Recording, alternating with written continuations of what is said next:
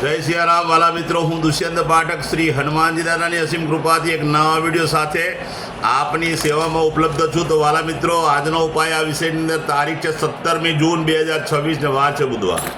પંચાંગની વાત કરું તો જ્યેષ્ઠ મહિનો અને શુક્લ પક્ષ ચાલી રહ્યો છે. પુનર્વસુ નક્ષત્ર, ધ્રુવ યોગ, મિથુન રાશિનો ચંદ્ર, ત્યાર પછી કર્ક રાશિનો ચંદ્ર થશે અને મિથુન રાશિનો સૂર્ય. અશુભ સમયની વાત કરું તો યમઘંટ સવારે 7:24 9 ને 5 સુધી છે અને રાહુકાળ બપોરે 12:28 2 ને 9 સુધી છે. આ બંને સમય અશુભ સમય કહેવાય. અશુભ સમયની અંદર કોઈ પણ પ્રકારનું શુભ કાર્ય અને શુભ યાત્રા ન થાય. શુભ કાર્ય અને શુભ યાત્રા કરવા માટે કોઈ સારું ચોગડિયું, સારું મુહૂર્ત લેવું જોઈએ, જેમાં ઉત્તમ અભિજીત મુહૂર્તનો સમય આજે અશુભ છે. તેથી કોઈ પણ પ્રકારનું સારું ચોગડિયું, સારું મુહૂર્ત લઈ અને આજનું તમારું શુભ કાર્ય અથવા શુભ યાત્રાની શરૂઆત કરી લેજો. વાત કરીશું આજના ઉપાયની. આજના ઉપાયની અંદર સ્નાન કરવા નાહવા માટે બેસો ત્યારે નાહવાના પાણીની અંદર તમારે 1 ચમચી હળદર પધરાવવાની, પાણીમાં હળદર મિક્સ કરવાની અને ત્યાર પછી તમારે તે જ પાણીથી નાહવાનું. ચોખ્ખું પાણી ઉમેરી શકાય, સાબુ શેમ્પૂનો ઉપયોગ પણ કરી શકાય. સ્નાન થઈ જાય, તમે વસ્ત્ર ધારણ કરી લો, કપડાં પહેરી લો, ત્યાર પછી ઘીનું તિલક કપાળની અંદર અને નાભી પર કરવાનું છે. બરાબર સમજી લેજો. ઘીનું તિલક કપાળ પર અને નાભી પર કરવાનું છે. આટલું થઈ જાય ત્યાર પછી સીધું સંધ્યાકાળે પશ્ચિમ દિશા તરફનું મુખ રાખીને શ્રી હનુમાનજી દાદાને એક કાગભૂષણની રામાયણજીનો પાઠ અને એક હનુમાન ચાલીસાનો પાઠ દાદાને અર્પણ કરવો. ત્યાર પછી રાત્રે સૂતા પહેલાં પોતાની જ પથારીમાં બેસવાનું, પલાઠી વાળવાની. ઓમ કૃષ્ણાય વાસુદેવાય હરે પરમાત્મને પ્રણત ક્લેશનાશાય ગોવિંદાય નમોમાં આ મંત્ર યથાશક્તિ જપવાનું. આ હતો આજનો ઉપાય. વાલા મિત્રો, જે મારા વાલા મિત્રોનો જન્મદિવસ 17મી જૂન 2026 ને બુધવારના દિવસે બધા જ વાલા મિત્રોને સૌપ્રથમ તો જન્મદિવસની શુભકામના. શ્રી હનુમાનજી દાદા તમારી મનોકામના પૂર્ણ કરે, બલબુદ્ધિને વિદ્યા આપે અને તમને અને તમારા પરિવારનું દાદા રક્ષણ કરે. ઉપાયના ભાગરૂપે મેં કહ્યું તે પ્રમાણે સ્નાન, મેં કહ્યું તે પ્રમાણે કપાળમાં અને નાભી પર ઘીનું તિલક કરવાનું. ત્યાર પછી તમારે ગૌશાળાએ જવાનું છે.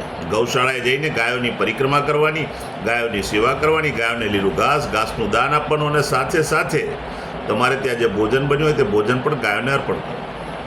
ત્યાર પછી કોઈ પણ ગણપતિ દાદાના મંદિરે જવાનું. 23 ઇલાયચીની માળા શ્રી ગણપતિ દાદાને અર્પણ કરવાની છે. સાથે 1 લીલું ફળ અને ગોળ અર્પણ કરવાનું છે. બસ આટલું કરી લો.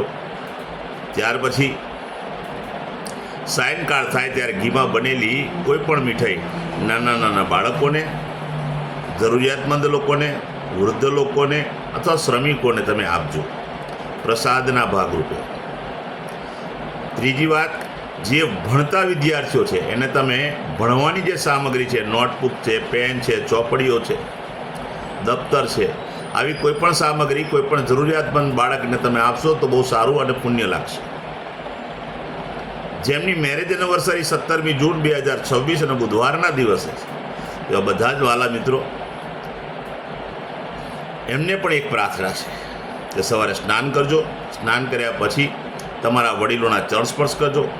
ચરણ સ્પર્શ થઈ ગયા પછી એમના આશીર્વાદ મેળવ્યા પછી તમારે ગૌશાળાએ જવાનું, ગાયોની પરિક્રમા કરવાની છે.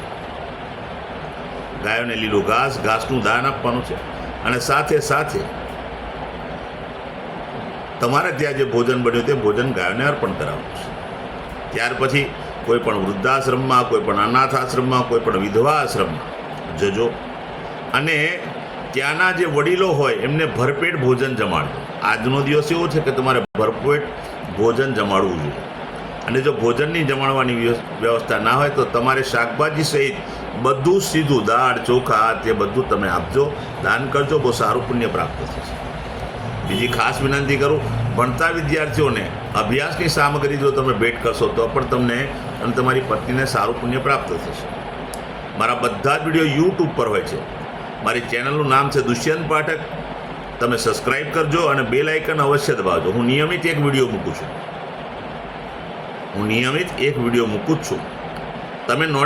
તમે જો બેલ આઇકન દબાયેલો હશે તો નોટિફિકેશન તમારા મોબાઈલ પર આવી જશે અને તમે મારો વિડીયો તરત જ જોઈ શકશો.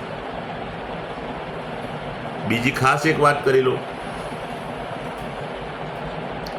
કે મારું ઇન્સ્ટાગ્રામ, મારું ફેસબુકનું પેજ, એનું નામ પણ દુષ્યંત પાઠક છે. મારા પેજને ફોલો કરજો, લાઈક કરજો અને પ્રાર્થના કરું છું કે તમે મારા બધા વિડીયોને શેર કરજો.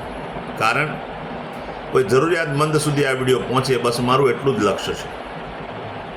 કોઈ સંઘર્ષમાં ફસાયેલા વ્યક્તિએ આ વિડીયો તમારા મૂકવાથી જોઈ લેશે તો એને માર્ગ જડશે. હું નિયમિત એક વાત કહું છું કે મારો વિડીયો એકવાર જોવાથી કે એકવાર ઉપાય કરવાથી 24 કે 48 કલાકમાં પરિણામ નથી મળવાનું. પ્રયત્ન કરતાય ના. જે મારો વિડીયો નિયમિત જોશે, નિયમિત ઉપાય કરશે તો તેના જીવનમાં બદલાવ શક્ય છે. એના જીવનમાંથી સંઘર્ષ ઓછો થઈ છે.